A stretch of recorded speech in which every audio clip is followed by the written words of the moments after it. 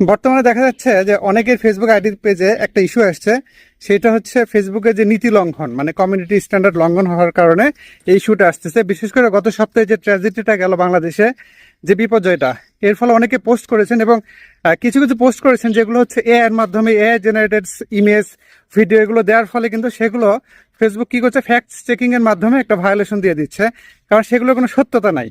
তা আমরা অনেক কিছু না দেখে না বুঝে কিন্তু শেয়ার করে দেই, আপলোড করি, তখন কিন্তু আমাদের এমন হয়। এই জন্য সতর্ক থাকতে হবে, টেকনিক্যালি কথা বলতে হবে। আমিও কিন্তু এই যে লাস্ট সপ্তাহে যে ঘটনাটা ঘটলো বাংলাদেশে, সেটা নিয়ে অনেক পোস্ট করেছি, অনেক স্যাড পোস্ট দেখেছেন আপনারা আমার পেজে, কিন্তু আমি কোনো সেটার নাম উল্লেখ করি নাই বা অন্য কিছু না, কোনো ইমেজও দেই নাই, ভিডিও দেই নাই। এই জন্য আপনাদেরকে বলবো আপনারা সতর্ক থাকবেন এই বিষয়ে। তো এটাই ছিল আসলে আজকে আপনাদেরকে বোঝানোর, কারণ অলরেডি আমার অনেক ফ্যান ফলোয়ার এরকম সমস্যা হয়ে গেছে, আইডিতে ভায়োলেশন আসছে। তো অবশ্যই পোস্ট করার ক্ষেত্রে সতর্ক থাকবেন, আর যত সম্ভব চেষ্টা করবেন কোনো ধরনের ভায়োলেটেড কোনো কন্টেন্ট না দেওয়ার জন্য, ঠিক আছে? তো শুভকামনা রইল। আল্লাহ হাফিজ।